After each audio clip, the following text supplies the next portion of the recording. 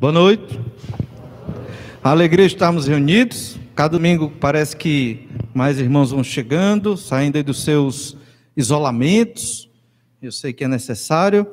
E em breve, se Deus quiser, voltaremos a 100% lá para 2030, algo por aí. Brincadeira. Isso é antes, né?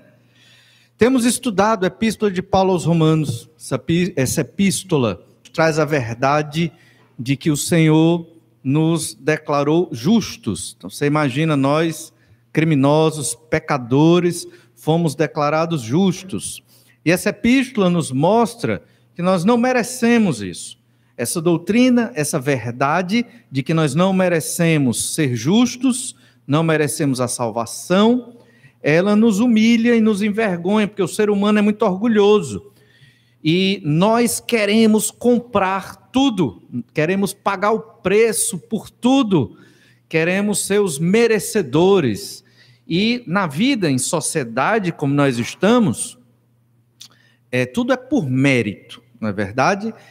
E na lógica do Senhor, para a salvação, no reino de Deus, não é por mérito, é por graça. Então a graça é diferente do mérito. Isso nós aprendemos muito nessa epístola. Isso tem a ver com toda a nossa vida. Exemplo, pensando em marido e esposa. Eu vou amar uma esposa, minha esposa, eu quero casar com uma mulher que me mereça. Da mesma forma a mulher. Quero casar com um homem que me mereça, que vale a pena, que vai contribuir para a minha vida. Relacionamento por mérito. Resultado, vai ser o fracasso. Por quê? Porque não funciona assim. Não existe essa ideia da troca de méritos nos relacionamentos, porque o pecado nos corrompeu, somos extremamente egoístas e sempre nós achamos que merecemos mais do que os outros. É o que a gente chama de egoísmo, egocentrismo, não é verdade? E a única forma de viver feliz neste mundo é pela graça de Deus. É eu entendendo que assim como o Senhor dispensou graça para me salvar e me declarar justo, porque alguém pagou Jesus na cruz, é assim que eu tenho que viver nos meus relacionamentos e na minha vida. Não vou me relacionar somente com quem me merece, afinal de contas, quem sou eu? Na verdade, porque Jesus me preenche, Deus nos preenche, é que eu vou procurar ser, pela graça de Deus, na força do Espírito, porque humanamente não temos força, vamos procurar ser servos uns dos outros, vamos ser amorosos uns com os outros, não porque o outro merece. Essa é a grande lógica do amor de Deus nas nossas vidas e de nós para com os nossos irmãos, porque nós não devemos amar quem merece, ou quem nos merece, ou quem nos faz bem, até porque é mais fácil, né? Nós devemos amar todos, no poder da graça do Senhor, na força do Espírito Santo de Deus. Começa marido e esposa, pais e filhos, filhos e pais, e esse tipo de relacionamento vai se estendendo.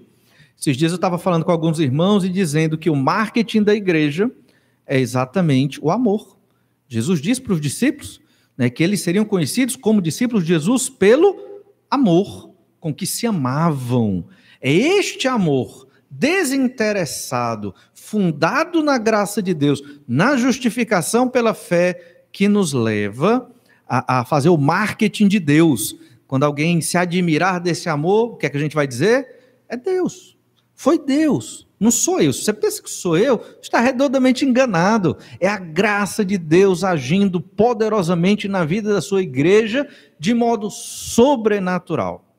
Estamos no capítulo 7 da Epístola de Paulo aos Romanos, nós vamos falar sobre amor, mas estamos falando já sobre santificação, e é tão interessante, pena que o nosso tempo é curto, em breve vamos ter um culto daqueles que nem Paulo pregando, e demorou, foi até meia-noite, o irmão caiu. Aqui ninguém vai cair, se cair da cadeira não morre, e aí vamos poder, porque o interessante é você pegar o pensamento da epístola toda.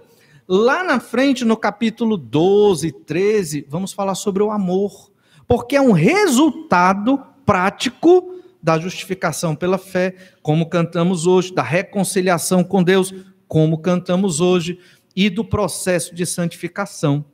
Nós temos estudado Romanos, capítulo 7, E hoje vamos concluir este capítulo, do verso 13 ao verso 25.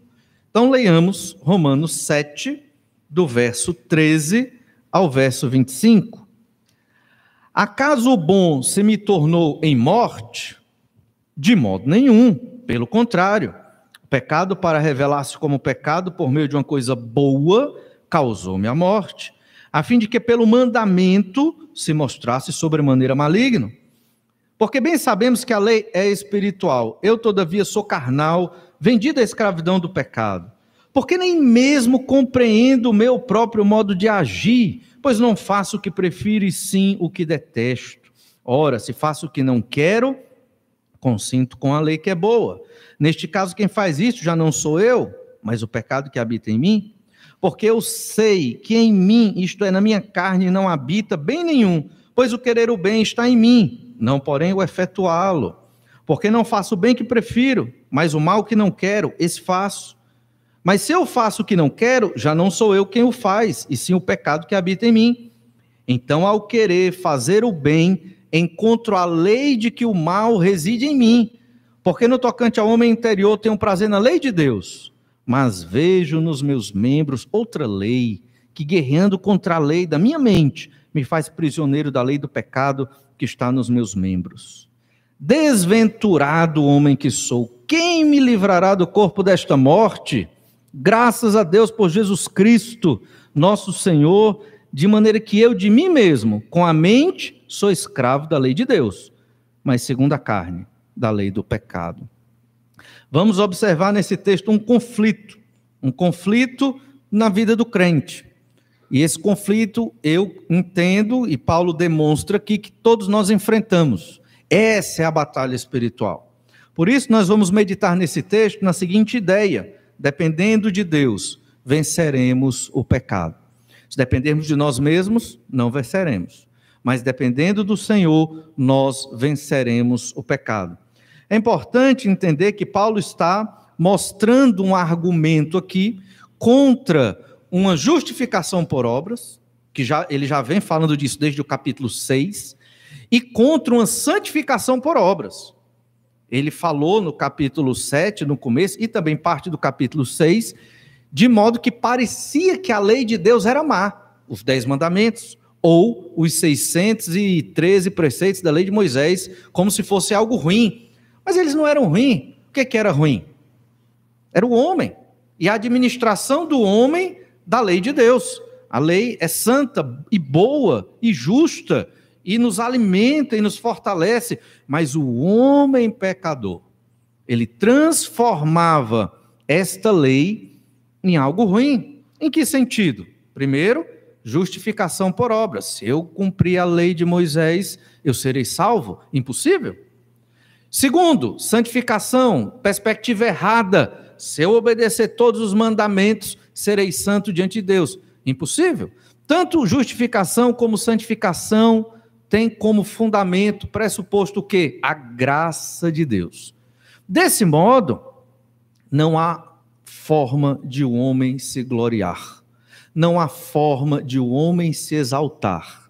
Se você é um crente obediente à palavra, vive nas disciplinas espirituais, faz o seu devocional constante, investe na obra missionária, ora todo dia, lê sua Bíblia todo dia, prega o evangelho, faz discipulado, o que é que Deus olha para nós e diz? Você faz nada mais, Deus dizendo, né? Nada mais do que a sua obrigação. Certo? É isso. O que você está fazendo é exatamente o que você tem que fazer, pela graça de Deus. Deus nos sustentando para fazer tudo isso. Entende? Lembra, Lucas 17:10. Se o servo fizer só o que é mandado, é um servo inútil. Tem que fazer mais do que aquilo que lhe é mandado. Então a lógica é que a santificação também é pela graça de Deus. De modo que se você entende que é um crente íntimo do Senhor, foi Deus. A única coisa que a gente precisa fazer no processo de santificação é querer. É só querer. Tem dia que você está ali, meio desanimado para ler a Bíblia. Você não quer ler a Bíblia. Mas é o crente que se santifica, o que é que ele faz? ele lê a Bíblia, mesmo sem querer. E aí o Senhor vai abençoando e fortalecendo, e ele vai crescendo no conhecimento de Deus. Algumas informações importantes sobre essa questão da lei que nós temos estudado. Morremos para a lei por meio do corpo de Cristo. Lembre-se disso. Assim como Cristo morreu para os pecados, nós também morremos para os nossos pecados. E morremos para a lei no sentido de que ela nos condena. A lei não mais nos condena, porque Jesus satisfez a exigência da lei.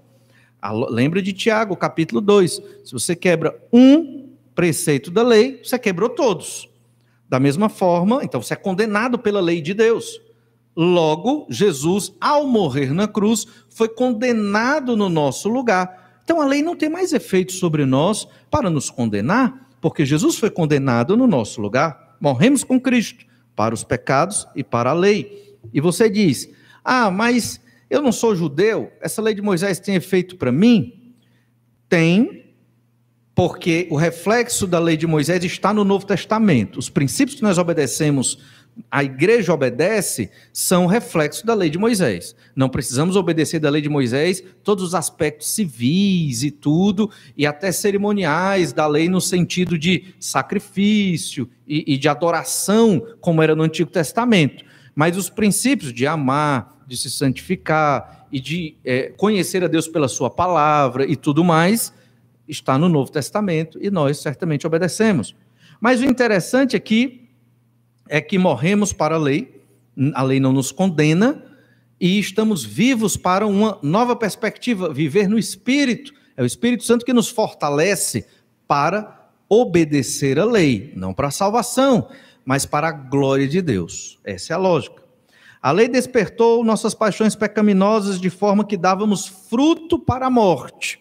Isso antes, né? Pensando até num judeu ou pensando num gentio na lei da sua própria consciência. Procurava seguir normas éticas, achando que aquilo agradava a Deus. Não agrada? Então, sou um bom cidadão. A gente ouve muito isso quando se prega o evangelho, né? Você prega o evangelho para uma pessoa e diz: não, mas eu pago meus impostos, eu sustento minha família, eu cuido bem de todo mundo, eu não tenho inimigos, eu sou caridoso, eticamente eu sou bom. Então quer dizer que você chegou a conquistar essa salvação diante de Deus por causa do seu comportamento ético? E a ideia é que não. É necessário conversão, arrependimento e fé, obra sobrenatural de Deus. Então um crente fiel ao Senhor não é somente uma pessoa que vive em normas éticas, como nós já falamos domingo passado. É necessário fazer tudo para a glória de Deus. É o Espírito que nos fortalece para termos uma vida que agrada a Deus. E nessa dinâmica, nas disciplinas espirituais, é que o Senhor se agrada da nossa vida. E o Senhor vai nos fortalecendo. Fomos então libertados da lei, a fim de servir nessa novidade trazida pelo Espírito Santo. Veja que na época da igreja, nós não temos leis tão específicas quanto as leis do Antigo Testamento, mas nós temos princípios. A igreja ela tem liberdade, a igreja ela tem uma consciência. Quando eu digo igreja, é cada um de nós. O Espírito Santo de Deus, a partir do que nós lemos da Bíblia, nos orienta sobre tudo. Então nós temos que temos muito mais responsabilidade até, imagino eu, do que o povo do Antigo Testamento. Por quê? Porque nós temos toda a palavra de Deus aqui, revelada, inspirada, temos o Espírito que nos ilumina para entender esta palavra, ou seja, nós temos que realmente agradar ao Senhor em tudo que Ele diz que nós devemos fazer. E então, houve essa relação lei, pecado e morte. A lei aponta o pecado gera a morte, e a lei se torna uma força do pecado, porque se não houver lei, ninguém percebe que há pecado. Só que essa é a perspectiva para quem não é crente. A lei é aquele instrumento que mostra o pecado, e o não crente, que não crê em Jesus, não gosta disso. Então foge da Bíblia. Você já deve ter visto pessoas que não querem saber da Bíblia, porque não querem que a Bíblia mostre os pecados. Por isso que uma pessoa que está num processo de conversão, ela mesmo vendo os seus pecados na Bíblia, mesmo a Bíblia batendo e machucando, que é o que a Bíblia faz, é incrível isso, a pessoa quer mais da Bíblia. É um sinal dos convertidos, dos que estão se convertendo e dos crentes. Querem a Bíblia. Mesmo a Bíblia mostrando os pecados, mostrando nossas deficiências, queremos a Bíblia. Por quê? É o efeito sobrenatural de Deus sobre nós, no novo nascimento, uma nova vida. E então Paulo responde algumas questões aqui. Respondeu, que nós já vimos. A lei é pecado? Claro que não. Então o que é bom se tornou em morte para mim? Verso 13 que acabamos de ler, também é claro que não. A lei é responsável pelo pecado e pela morte? Também não. Qual é o grande problema aqui? É o meu pecado. E aí chegamos numa questão, domingo passado, muito importante. Nosso pecado é tão terrível que nós transformamos algo bom, a palavra de Deus, em algo ruim. Podemos ler a Bíblia e usá-la de modo mau, egoísta, negativo, para o nosso próprio egoísmo, para essa meritocracia, para um legalismo e tantas outras coisas mais. E a Bíblia não é para isso. Pelo contrário, a palavra de Deus é para nos libertar do pecado. E ser livre do pecado é ser servo de Deus. E, obviamente, servir a Deus, ser escravo do Senhor Jesus Cristo, é algo maravilhoso.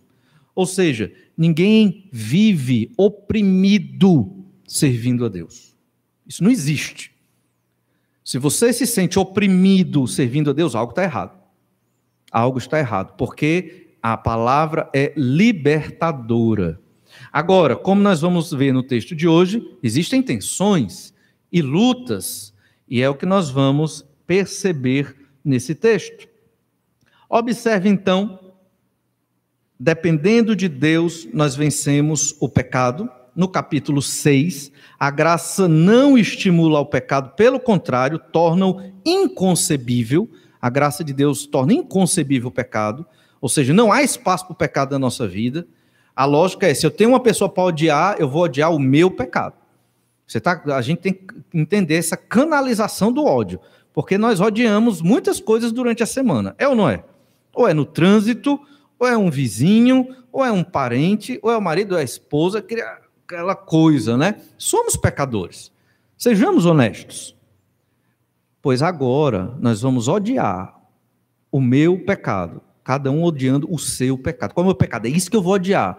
E é isso que eu vou lutar, porque essa é a raiz do problema. Não é o pecado do outro, nem do meu cônjuge, nem do filho, nem do pai, nem do irmão, nem de ninguém. Sou eu. No dia em que nós vivermos esta verdade, olha, você vai perceber o tamanho da liberdade. Vai se sentir livre da opressão, muitas vezes, de culpar os outros, ou de se fazer de vítima, ou tantos outros problemas que nós carregamos. E nós, muitas vezes, criamos os nossos próprios problemas. Muitas vezes. Eu sei que às vezes as pessoas criam problema para nós, mas se estamos nessa comunhão com o Senhor, dependendo do Espírito Santo de Deus, o Senhor nos fortalece de tal maneira que até os problemas que chegam a nós somos capacitados sobrenaturalmente pelo Espírito Santo para superar tais dificuldades, testemunhando da graça de Deus, falando do poder, da bondade, da glória, de tudo de bom que é o Senhor nosso Deus. E essa é a nossa missão na terra.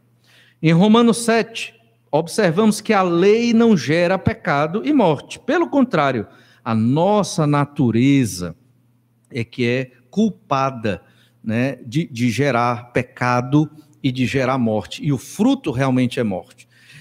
Paulo, então, conversando com esses irmãos, enviando essa carta, ele quer chegar na Espanha, para de lá, passando por Roma, para chegar na Espanha, para fazer a obra missionária ali, e quer conversar com esses irmãos, e ele está mostrando para essa igreja, e ali naquela igreja em Roma havia uma comunidade de judeus grande, uma grande comunidade de judeus convertidos ao Senhor Jesus Cristo, mas que eram muito apegados à lei de Moisés e a uma santificação legalista. E Paulo está querendo exatamente dizer a verdade, o que é a verdade e como é a batalha contra o pecado.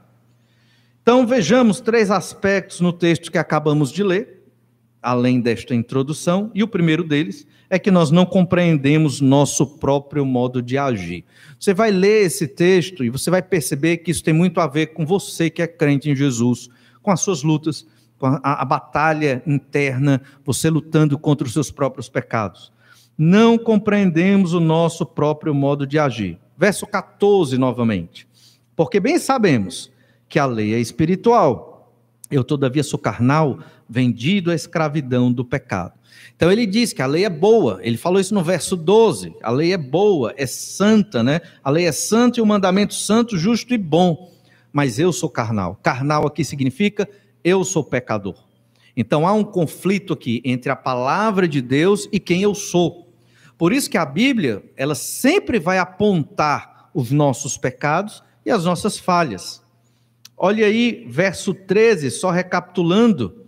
Acaso o bom se me tornou em morte? E o bom aqui é o quê? É a lei de Deus? A lei de Deus se tornou em morte na minha vida? Paulo dizendo, de modo nenhum.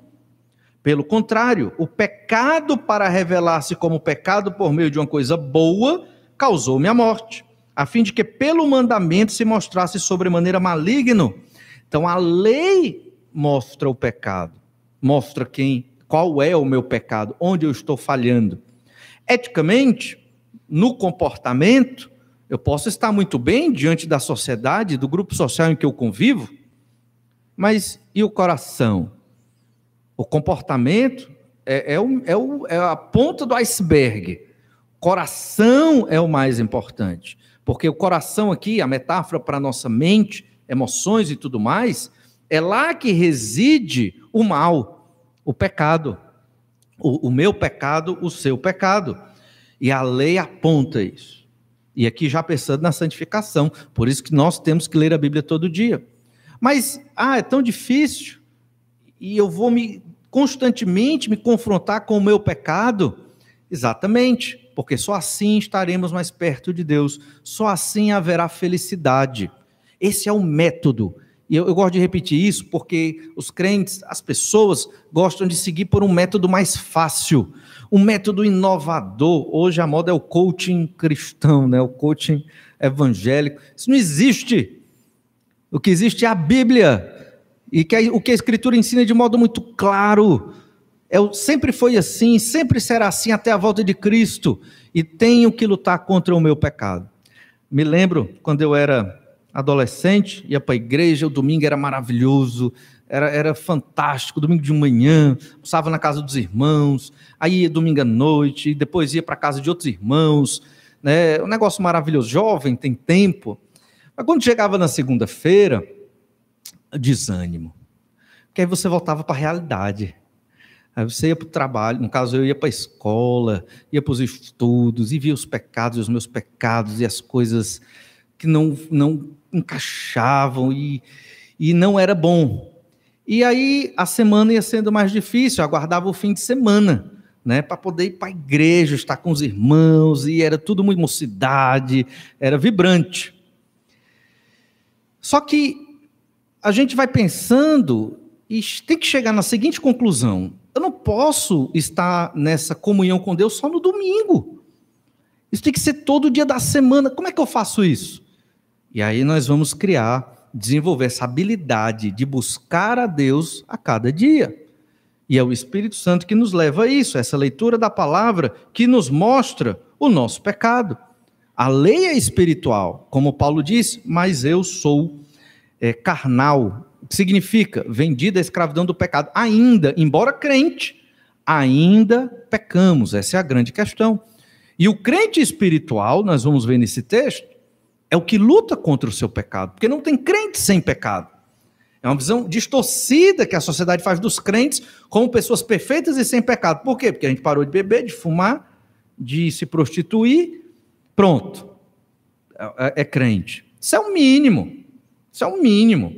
Lutar contra os pensamentos e contra os pecados mais interiores é que é difícil, porque cada um sabe. Você sabe, eu não sei, eu sei do meu, você sabe do seu, e é aí que nós temos que buscar o Senhor, a partir da Escritura, para vencer diariamente esse grande e terrível leão, digamos assim, monstro que é o nosso próprio pecado.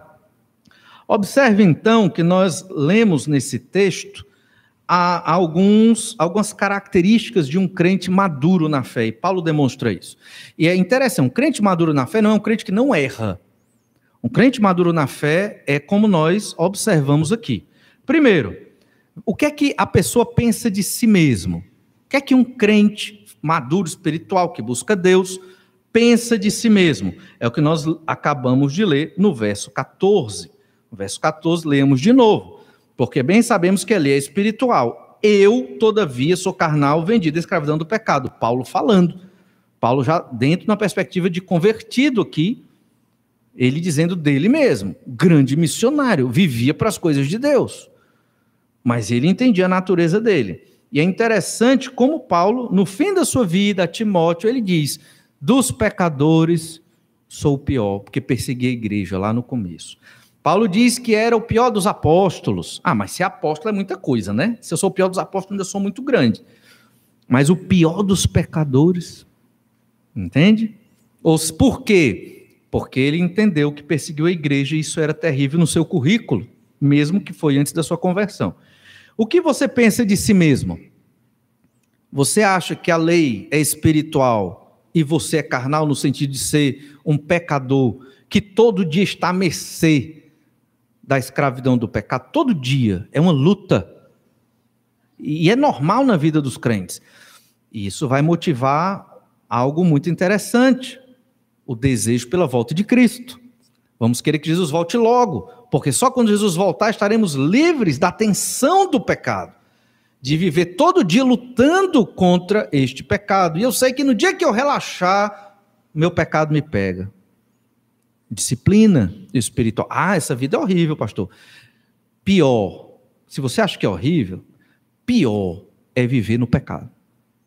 Não experimente, eu ia dizer experimente, não experimente, porque é terrível ser escravizado pelo seu pecado, é terrível, acaba com o seu casamento, com sua família, com tudo, você define, porque o pecado, o fruto dele, sempre é morte, não esqueça disso, o fruto do pecado é morte, está aqui Paulo falando isso para nós. O que você pensa de si mesmo? Nada de bom habita em mim. Quem não é crente é presunçoso e se acha muito espiritual. Outra característica do crente maduro, o que é que o crente pensa da lei? Lei aqui, entenda, a palavra de Deus. O que é que o crente pensa da lei? Romanos 7,12. Por conseguinte, a lei é santa, o mandamento é santo e justo e bom. Verso 19.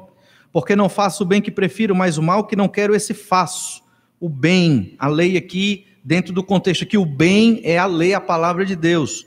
Verso 22, porque no tocante ao homem interior, tenho prazer na lei de Deus. Como um crente, eu tenho prazer na lei de Deus. Isso é uma característica dos crentes em Jesus. Prazer. Isso é muito importante. Verso 25, graças a Deus por Jesus Cristo nosso Senhor, de maneira que eu de mim mesmo com a mente sou escravo da lei de Deus, mas segundo a carne da lei do pecado, sou escravo da lei, da palavra, da vontade. O que é que o crente pensa da lei? A lei é boa, a lei é justa, a lei é espiritual, a lei dá prazer. Eu sou escravo dessa lei, eu não posso escolher o que eu quero da Bíblia para fazer. Se eu sou crente, eu tenho que seguir o que a Bíblia diz. Eu lendo a Bíblia, não o que alguém fala para mim, mas eu mesmo lendo, interpretando, compreendendo. Eu tenho que seguir. Eu sou escravo desta lei. Eu não posso escolher o que eu quero. E entenda, irmãos, a lógica da Escritura é incrível. Por quê? Nós somos escravos de todo jeito. Ou do pecado, ou do Senhor. Ser escravo da lei implica também ser escravo do Senhor. Você escolhe quem você quer como seu Senhor. Jesus falou isso de outra forma, em outro contexto, dizendo que você não pode ter dois senhores. Porque ou vai agradar um, ou vai agradar o outro e vai desagradar alguém. Entende? Um dos senhores é Deus. O outro, no caso do contexto que Jesus falou, eram as riquezas, mas pode ser o seu próprio pecado. Então, não tem para onde correr. Ou você agrada a Deus, ou você não agrada a Deus. Ou você agrada o seu pecado, ou agrada o Senhor. O crente, ele tem esse pensamento sobre a palavra de Deus. Ele tem prazer nela, mesmo ela, né, mostrando os seus defeitos, as suas falhas. Mas isso não é para o mal, certamente. Isso é para o nosso crescimento. Entende? Então temos que mudar o nosso jeito de pensar, se é que não pensamos dessa forma. O crente espiritual, ele sabe quem ele é, pecador. Mesmo convertido, mas pecador, carnal. Sabe que precisa estar ligado ao Senhor. O crente espiritual, ele tem esse pensamento da palavra de Deus. Ele prioriza a Escritura na sua vida porque ela traz transformação. Quem está falando isso aqui é o apóstolo Paulo. E o que o crente espiritual pensa do futuro? Romanos 7, 24. Desventurado homem que sou. Quer dizer, olha como eu sou infeliz porque eu peco. Quem me livrará do corpo desta morte? Então, quem vai me livrar? Porque pecar é morrer. O pecado gera morte. Todo dia a gente se arrepende, confessa e pede perdão para voltar a ter vida com Deus. Não quer dizer que a gente perde salvação, não é isso, mas Deus se distancia de nós por conta do nosso pecado, obviamente, ao ponto, se pecarmos demasiadamente, intencionalmente, sabendo o que a Bíblia diz e escolhendo o pecado, nós apagamos o Espírito na nossa vida. Nós entristecemos o Espírito Santo, e aí o crente ele vai definhando, e depois não sabe por que tanto sofrimento. Resultado, quem me livrará desse pecado? Quem me livrará dessa situação, mesmo eu sendo crente em Jesus hoje? É só o Senhor Jesus Cristo quando Ele voltar. Entende? Então, o que é que a gente pensa do futuro? Aguardamos ansiosamente a volta do Senhor Jesus. Em Romanos 8, 23, nós lemos exatamente isso. Olha Romanos 8, 23.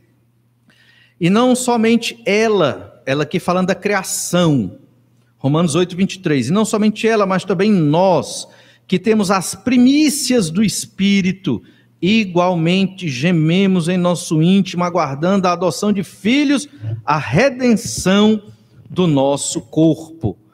E a pergunta é, isso é fato na sua vida? Assim como a criação, você geme aguardando a volta do Senhor Jesus Cristo? Você anseia no seu íntimo para ir para o lar do Pai Celestial logo? Ou você, crente em Jesus, está buscando realizações, felicidades nesta terra?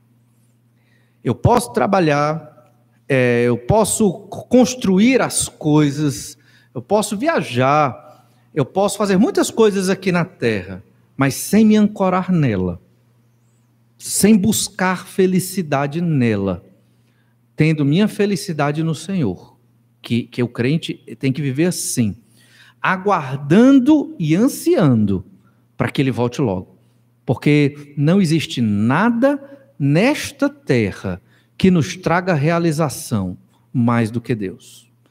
Se existe na sua vida, você está enganado pelo seu próprio pecado. Você já cedeu à tentação do seu próprio coração. E você, mesmo crente em Jesus, está vivendo um cristianismo defeituoso. Você já está se afastando do caminho de Deus. Essa é a ideia. Você já está se afastando do caminho de Deus. E óbvio que só você sabe disso. O que é que tem que fazer? Aí entra o aspecto radical. Arrependa-se do pecado e volte-se para o Senhor, porque só Ele traz realização e felicidade para a nossa vida. Você quer realização profissional? Você quer realização material, emocional, e talvez reclama da vida porque não tem? É um mundo corrompido pelo pecado. Não existem relacionamentos perfeitos, não existe carreira profissional perfeita, não existe remuneração perfeita, não existe realização aqui. Ah, mas que discurso triste. Não, irmãos, essa é a realidade do que a Bíblia ensina. Desde que Adão pecou, e a gente viu isso no capítulo 5, a morte entrou no mundo, o pecado entrou, a morte entrou. Então tudo que a gente vê hoje é uma corruptela da criação de Deus, da vida que Deus intentou para nós. Não é essa. Não é. O problema é que a gente quer que seja. E você e muitas pessoas estão buscando essa felicidade, essa realização aqui. Não tem. Então não adianta. Realização é com o Senhor. A Bíblia fala isso de capa a capa. Nós não podemos colocar nossa felicidade, motivação, realização nas coisas dessa terra. Não estou dizendo que você não deva trabalhar, que você não deva ficar feliz com a promoção, não é isso. Não estou dizendo que você não deva ficar feliz com o seu cônjuge, ficar feliz com os seus filhos, também não é isso. Óbvio que nós temos essas felicidades e graça de Deus na nossa vida, mas é Deus quem nos preenche. Essa é a ideia. Então o crente, ele pensa no futuro nessa perspectiva, ele geme aguardando a volta de Jesus, porque só quando Jesus voltar, tudo será pleno, plena felicidade, plena alegria, plenas realizações, só quando Jesus voltar. E então diz Paulo, no final do verso 14, vendido à escravidão do pecado. Essa é a nossa condição, embora crentes em Jesus, o pecado ainda está aqui, e se desligarmos um pouco, ele domina sobre nós. Olha então o verso 15, em lugar de fazer o que preferimos, fazemos o que detestamos. Romanos 7,15, porque nem mesmo compreendo o meu próprio modo de agir. Você já parou para pensar nisso? Quantas vezes isso não veio na sua mente? Eu não entendo, eu sei que é pecado, eu não quero pecar, eu li na Bíblia, o pastor pregou que isso é ruim para a minha vida, eu vou lá e peco. Mas por quê? É isso que Paulo está dizendo, essa escravidão do pecado que infelizmente ainda existe em nós. E muitas vezes é necessário rigor, disciplina espiritual, um rigor para você se ver livre dos pecados. Exemplo, um pecado é não ler a Bíblia, pecado por omissão. Então o que eu devo fazer para ler a Bíblia? Eu tenho que marcar um horário, e eu tenho que me obrigar a ler a Bíblia. Vou sentar 1 hora, mesmo que eu não entenda nada, eu vou fazer isso. E assim, eu não vim de um lar cristão, irmãos, mas para eu sobreviver na vida cristã, sem entender a Bíblia, eu me obrigava a ler a Bíblia. Eu vou ler. Se diz que é para ler, e que ler a gente entende. E o Espírito, eu vou ler. Eu não entendia muito, mas eu lia. Irmão, eu não entendia. O que é que eu quero dizer com isso? Leia sua Bíblia, mesmo se você não entende. Em um momento você vai entender. Vindo na igreja, lendo sua Bíblia, conversando com os irmãos, o Espírito Santo lhe iluminando, e então você vai crescendo, vai sendo edificado, e aí você vai conhecer mais a Deus, e talvez esse texto se torne muito mais significativo, os cânticos espirituais se tornem muito mais vibrantes, quando você está nessa intimidade com o Senhor. Nem mesmo compreendo o meu próprio modo de agir. O apóstolo Paulo, aquele homem que levou chibatadas, enfrentou frio, nudez, falta de alimento, pedradas, chicotadas e todo tipo de perseguição o apóstolo Paulo enfrentou, mas a grande luta dele aqui é contra o próprio pecado dele. E ele diz, pois não faço o que prefiro, e sim o que detesto. Eu queria fazer só o que prefiro, que é o quê? Obedecer à lei de Deus. Eu queria fazer tudo direito. Quem não quer obedecer à lei do Senhor, como diz lá? Mas você percebe que em determinados momentos falhamos. E aí, arrependimento e confissão de pecado. E o que é que eu detesto? É o que a Bíblia condena. Em Jeremias 17:9 nós lemos, enganoso é o coração, mais do que todas as coisas, e desesperadamente corrupto, quem o conhecerá? Existe um erro, até nas igrejas conservadoras e muitos crentes, de achar que, se eu sinto paz, é a vontade de Deus. Errado. A vontade de Deus é a Bíblia, objetiva, está escrito, entende? Muitas vezes, ao cumprir o que a Bíblia diz, não vamos sentir tanta paz assim, certo? Mas eu tenho que seguir o que a Bíblia diz. Então, e isso é um sinal de um crente espiritual se santificando e maduro. Às vezes eu tenho que ter uma conversa com o irmão, mas eu não quero, eu não estou tendo paz. É claro, vai ser uma conversa difícil, mas tem que ter, se é para ter, que tenha, ou algo nesse sentido. Então, não confie no seu coração, Não confie na sua emoção. Não confie no seu pensamento. Confie no que a Bíblia diz.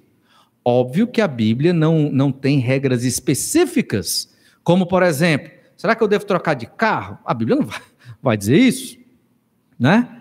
Mas a Bíblia orienta o motivo para você trocar o seu carro. A Bíblia orienta.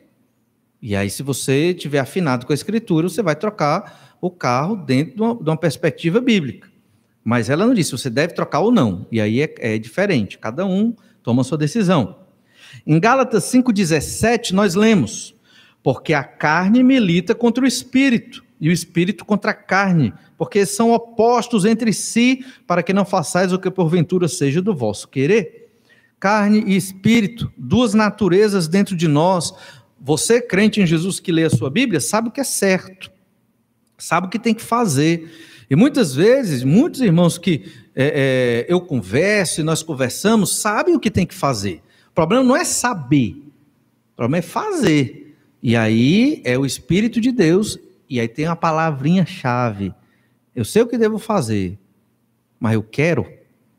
Essa é a palavrinha-chave, é o querer. E esse querer, fazer o que a Bíblia diz, envolve fé.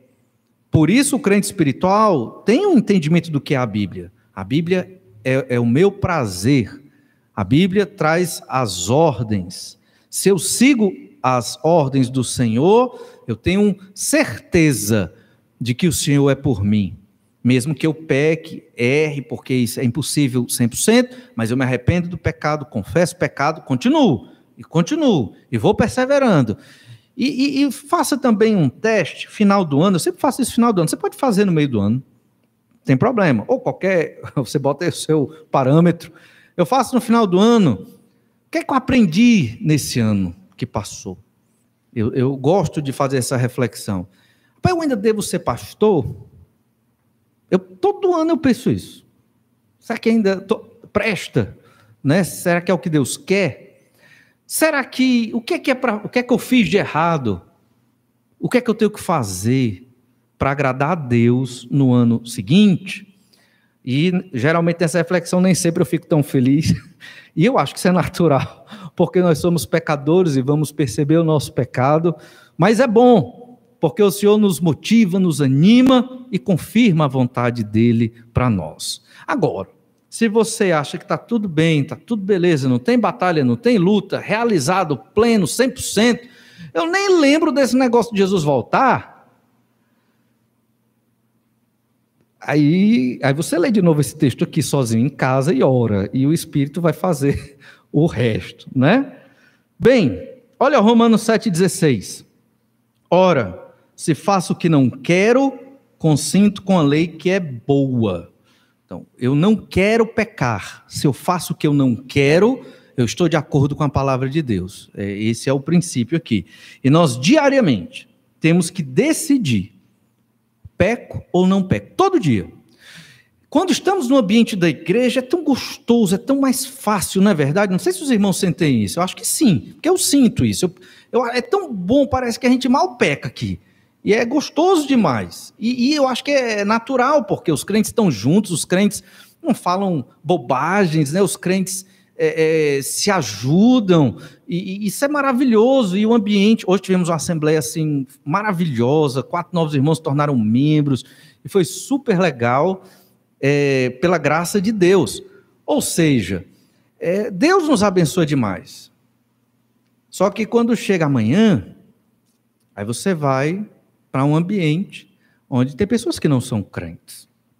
E aí vem as dificuldades, né? Vem certas conversas, vem tentações, e vem as coisas ruins. E aí que nós temos que buscar o Senhor para enfrentar essas dificuldades e decidir, não vou pecar. E marcar o território, sou crente, sou luz no meio das trevas, e não vou me render à cultura de pecado desse mundo. Não vou, não cedo. É assim que nós temos que reagir. E isso é esse, entre aspas, radicalismo que Deus quer que nós façamos. Ora, se faço o que não quero, consinto com a lei que é boa. E eu estou de acordo com a vontade de Deus. Percebe? A lei condena os pecados. E certamente o fruto vai ser maravilhoso se eu estou de acordo com a palavra de Deus. E o verso 17, Romanos 7,17, neste caso, quem faz isto já não sou eu, mas o pecado que habita em mim.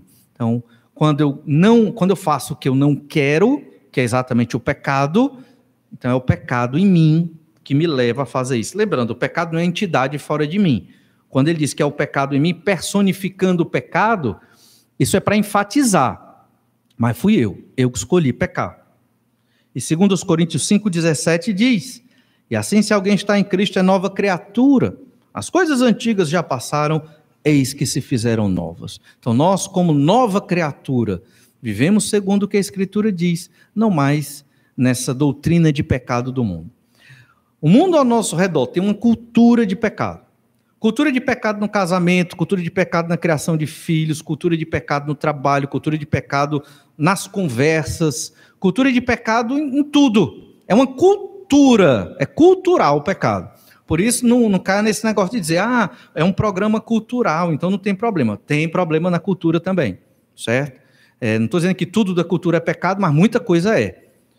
Então, nós temos que ter esse entendimento que no nosso processo de santificação, nós temos que rejeitar o pecado, isso é natural na vida do crente, e naturalmente seremos excluídos de muitos contextos, de círculos sociais, talvez de promoções, talvez de uma série de situações.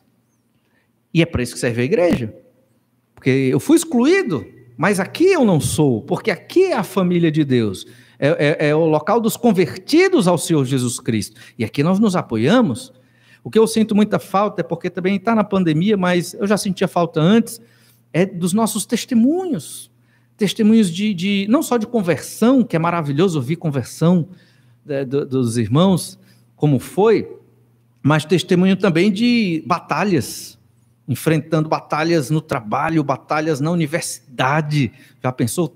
Tenho certeza que muitos aqui têm histórias de batalhas contra o pecado, contra pessoas que quiseram lhe levar para o pecado, de alguma maneira lhe tentar, e você, pela graça de Deus e o poder do Espírito Santo, foi vitorioso. Essas histórias são maravilhosas. Infelizmente não dá tempo, mas se os irmãos concordarem, nós vamos estender o nosso culto até 8h30 e dedicamos aí uns 30 minutos só para o testemunho. Se os irmãos concordarem, né? Mas, brincadeira. Precisamos de Deus para compreender nossa forma de agir. E essa é a nossa forma de agir, essa luta contra o pecado, e muitas vezes escolhemos o pecado. Um segundo aspecto desse texto, a partir do verso 18, é que não habita em nós bem nenhum.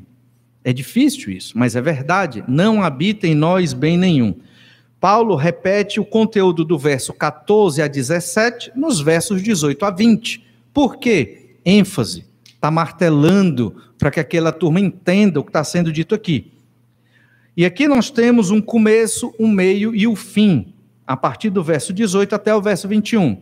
Nesse começo, olha Romanos 7,18. Porque eu sei que em mim, isto é, na minha carne, não habita bem nenhum. Pois o querer o bem está em mim, não porém o efetuar. Querer eu até quero, mas em outro sentido eu não quero, porque eu não efetuo. O bem tem que se realizar. E aqui é muito importante. Aquele ditado, que o inferno está recheado, acho que é assim, de boas intenções, parece que é verdade. Porque não adianta ter boas intenções. Tem que efetuar o bem. E esse efetuar o bem são obras resultantes da nossa obediência a Deus, na capacitação do Espírito Santo de Deus, pela graça de Deus, para a glória de Deus. Porque nós mesmos não temos condição, por nós mesmos. E então, Paulo diz aqui, eu sei. No verso 14 ele diz, a mesma ideia do verso 18 está no verso 14, vamos fazer o paralelo aqui. Porque bem sabemos que a lei é espiritual, eu todavia sou carnal, vendido à escravidão do pecado. Então veja que é muito parecido o que está sendo dito. Claro que o verso 18 tem essa informação a mais, de que não habita bem nenhum em nós. No verso 14, sabemos, nós os crentes aqui, mas no verso 18, eu sei, e aí ele traz para ele, né? E o eu aqui, a primeira pessoa do singular, se torna mais enfática nesse sentido. Então, a ideia é que Paulo reconhece a sua pecaminosidade inata, é pecador, não habita bem nenhum em nós. Isso é um passo fundamental para quebrar o nosso orgulho, para quebrar talvez algo que existe em nós que traga mérito próprio. E a minha autoestima e o meu valor não estão em mim. A Bíblia nos ensina que o nosso valor está em conhecer a Deus. Essa é a nossa glória, é conhecer o Senhor nosso Deus. E quem não tem Deus como Senhor e Salvador, Jesus como Senhor e Salvador, e não é filho de Deus, rapaz, nem coaching resolve, porque não tem esse valor. É duro isso, é duro, mas não é filho de Deus, não foi justificado pela fé, é trevas, é filho das trevas. Eu não digo isso com alegria, mas é a realidade. E alguém que não tem o Senhor Jesus como Senhor e Salvador, não tem como ser feliz. Não há felicidade, não há realização. Buscam nas coisas desta terra, mas não vão encontrar. Só tem essa vida, vão passar a vida procurando e se decepcionando. E se não crerem em Jesus, vão encontrar uma condenação terrível. E é por isso que quando nós olhamos, de vez em quando, eu fazia isso quando, mais anos atrás, estava num canal na TV, passava um comercial, aí às vezes era um show lá, sei lá, Rock in Rio, essas coisas, os jovens pulando ali. Primeira imagem que vinha na cabeça, meu Deus, todos condenados. Já pensou? E dava tristeza, a turma feliz, pulando, aquela coisa, propaganda, todos condenados. É terrível, terrível. E nós temos que amar aqueles que estão perdidos dessa forma. Por isso que Jesus chorou quando chegou em Jerusalém e disse, quando estava entrando em Jerusalém, disse, olha, ovelhas que não têm pastor, perdidos. Quantos não crentes estão aí perdidos, religiosos, dedicados nas suas religiões, mas perdidos, alguns até que se dizem evangélicos, estão perdidos longe do Senhor. E nós temos que orar, investir na obra missionária e proclamar o evangelho para que o Senhor tenha misericórdia destes. Paulo então se entendia carnal no sentido de que ele era pecador e sabia que o pecado poderia agir e agiria sobre ele. Mas aqui vem o conflito, que é a metade da história. Paulo começa a falar do conflito no verso 19. Porque não faço o bem que prefiro, mas o mal que não quero, esse faço. E aqui é o contraste, né? Que o mal que ele não queria, né? O bem que ele queria, ele não fazia. E essa é a ideia aqui. Então, o bem que prefiro, não faço, mas o mal é o que eu realizo. Então, é a luta, o contraste, o conflito, que eu entendo que todos nós passamos por isso. Talvez todo dia. Verso 15. Porque nem mesmo compreendo o meu próprio modo de agir, pois não faço o que prefiro e sim o que detesto. É o contraste, ele está repetindo as mesmas ideias para enfatizar. Esse é o conflito que nós vivemos. E então ele chega a uma conclusão. Essa conclusão a gente percebe aqui no verso 16. Melhor dizendo, no verso 16. Vamos ler o 12, o 14 e o 16 para perceber, chegar nessa conclusão. Verso 12. Por conseguinte, a lei é santa, o mandamento santo, justo e bom. A palavra de Deus é boa. Verso 14, porque bem sabemos que a lei é espiritual. E verso 16, ora, se faço o que não quero, consinto com a lei que é boa. A lei é boa, a lei é espiritual. A palavra de Deus é o que nos orienta. Isso é maravilhoso para nós. Crente que não lê Bíblia não vai ter condição de compreender isso. Não vai ter condição de experimentar vida abundante com Jesus. O crente que não lê Bíblia não se alimenta. Aqui na igreja é um momento de adoração pública, de comunhão, de instrução, sim, mas eu entendo que é muito pouco em relação ao que você lê na sua Bíblia em casa.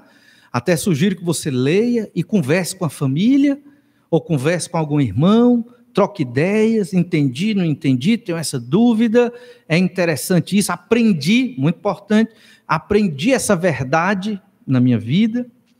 E então, no verso 19, observamos essas conclusões, verso 19 e 20.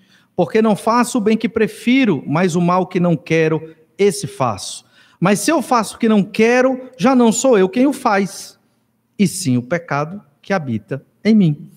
Então, a mesma ideia, dita de outra forma, para martelar, enfatizar a nossa luta contra o nosso pecado, que muitas vezes não queremos, porque conhecemos o que a Bíblia diz, mas o realizar é outra história. Então, entenda, e aqui tem um princípio muito importante. Você pode conhecer muito da Bíblia, mas pode ser muito pecador também. O fato de você conhecer muito da Bíblia te dá mais responsabilidade, mas só conhecer não te faz santificado, certo? Não faz, é necessário trabalho espiritual, é necessário querer, labutar, buscar. Isso não vem por osmose, isso não entra naturalmente na sua vida. Você tem que querer, buscar, ir atrás, e é basicamente isso também que Paulo está dizendo. No capítulo 8, nós vamos perceber que então ele entra diretamente na santificação, a partir desse conflito que ele está nos colocando aqui. E então, olha Romanos 7, 21. Então, ao fazer o bem, encontro a lei de que o mal reside em mim. Ao fazer o bem, ao obedecer a palavra, eu percebo que o problema não é a lei. O problema sou eu. Sou eu. Se um dia você se sentir frio espiritualmente, não tenha dúvida. A culpa não é dos outros. É sua. Não tenha dúvida. Em algum momento da sua vida, você escolheu não ouvir a voz do Espírito. Você escolheu não ouvir a palavra de Deus, ou ler a palavra de Deus. Você escolheu viver um cristianismo ali ético, só do comportamento. E não confrontou os seus pecados intimamente, que é o que Paulo está querendo fazer aqui, ensinando, instruindo isso. Você viveu uma vida cristã superficial. Aparentemente, está tudo beleza.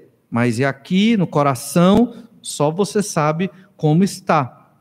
Então, se um dia você cair numa frieza espiritual, não esqueça.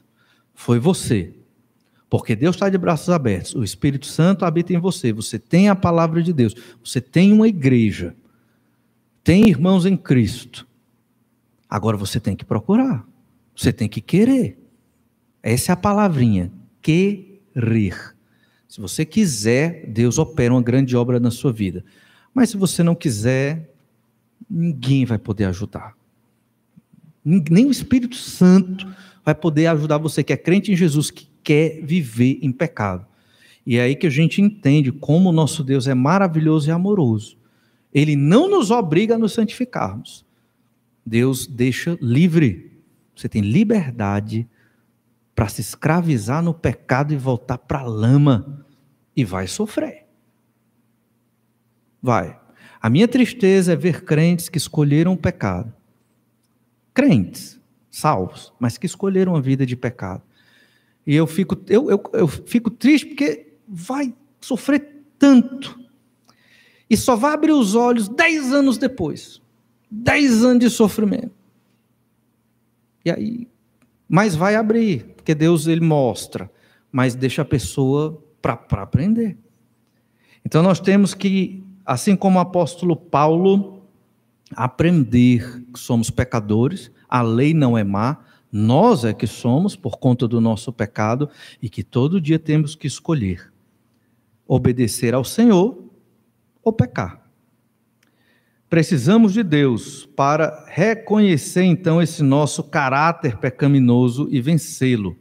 E por fim, o último aspecto é que não temos condição de vencer a batalha do pecado sozinhos. Não temos. Nós precisamos do Senhor. Romanos 7, 22, porque no tocante ao homem interior tem um prazer na lei de Deus. Tem um prazer. Então, amo a lei de Deus, no meu íntimo, nós que somos crentes em Jesus. Mas o querer é outra história, o obedecer é outro passo. E aqui nós temos 4 duplas de elementos, a partir do verso 21, que nos mostram a realidade da vida cristã. Por exemplo, nós temos aqui 2 eus. Romanos 7, 21. Então, ao querer o bem, encontro a lei de que o mal reside em mim. Eu quero fazer o bem, mas também eu encontro o mal. Então, tem 2 egos aí. O eu que quer a vontade de Deus e o eu que não quer a vontade de Deus. Encontramos 2 leis no verso 22. Porque no tocante ao homem interior, tenho prazer na lei de Deus. A lei de Deus, a vontade de Deus. E no verso 23, mas vejo nos meus membros outra lei, que guerreando contra a lei da minha mente, me faz prisioneiro da lei do pecado que está nos meus membros. Há uma lei do pecado. Existe essa lei do pecado em nós também. Então, que reforça essa luta que existe dentro de nós. Há 2 clamores também. Olha o versículo 24. Desventurado homem que sou, quem me livrará do corpo desta morte? Este é o clamor do crente. Quem me livrará destes pecados? Quem me livrará dessa escravidão? E o verso 25, o segundo clamor, graças a Deus. Do mesmo jeito que ele grita, que o verso 24 ele é gritado.